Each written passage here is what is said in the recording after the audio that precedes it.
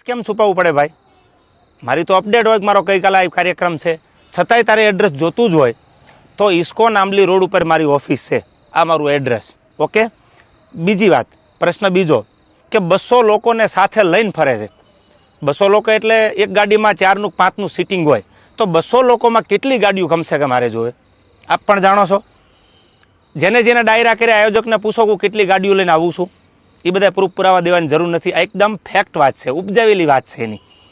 ત્રીજી વાત કરું તો સમાધાન કરવા માટે 50 લોકોને દોડાવ્યા, આવો એ બ્લેમ કરે છે મારી પર.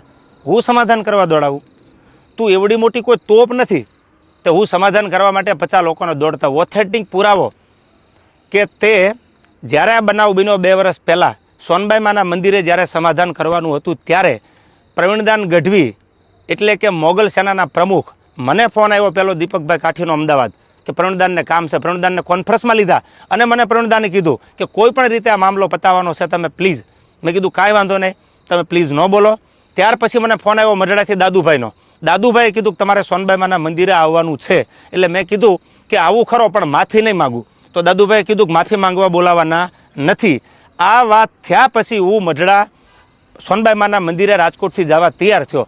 એટલે તું એવી કોઈ મોટી તોપ નથી કે મારે સમાધાન માટે 50 લોકોને તારી પાછળ દોડાવવા પડે. મારે બહુ જાજી વાત કરવી નથી, કારણ કે પબ્લિક પાસે, ઓડિયન્સ પાસે એટલો બધો સમય નથી આ ફાલતુ વાતું સાંભળવાનો. પણ મારે પ્રૂફ આપવું એ મારા માટે અગત્યનું જરૂર લાગ્યું. મારો કિંમતી સમય સાહિત્યમાં મારા જે પ્રેક્ષકો છે એને સારી વાતું સંભળાવવામાં કે સાહિત્યની 2 વાતો નવી આપવામાં છે. એટલે મને આ બધી ફાલતુ વાતોમાં એટલો બધો ઇન્ટરેસ્ટ નથી. રહી વાત બીજી સંસ્કારની, તો સંસ્કારની વાત રહેવા દે ભાઈ. બધાના સંસ્કારની બધાને ખબર છે. જે મુઠ્ઠી બાંધેલી છે એને ઉઘાડી ન કર, ઉઘાડી હવા ખાય. એટલે આ બધી વાત છોડી દે. અને રહી વાત છેલ્લી મોરાની, તો તને સ્ટેજ પરથી પણ કીધું હતું કે જેદી મજા આવે ત્યારે મોરો દેવાની તારી તૈયારી છે, એથી જ આજે મારી તૈયારી છે. પહેલ તે કરી છે એટલે હું તારી રાહ જોઉં છું. સમાધાન પછી સ્થિર પાણીમાં કાંકરીનો ઘા તે કર્યો છે, તો હું તારી રાહ જોઉં છું. આઈ એમ વેઇટિંગ ફોર યુ. કોઈ લાંબી ચર્ચા કરવાની જરૂર નથી. મેં આની પહેલાંય કીધું હતું ને, હજી કહું છું, ડાયલોગબાજી બંધ કરી દે.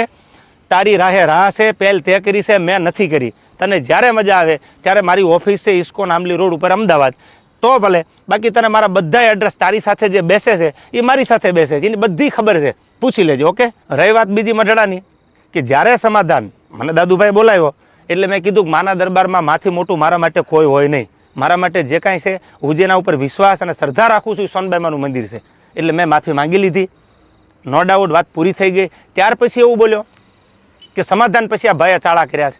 એક પણ ચાળાનો વિડીયો બતાવી દે, ઓડિયો બતાવી દે, તો હું માનું કે તું સાચો છો.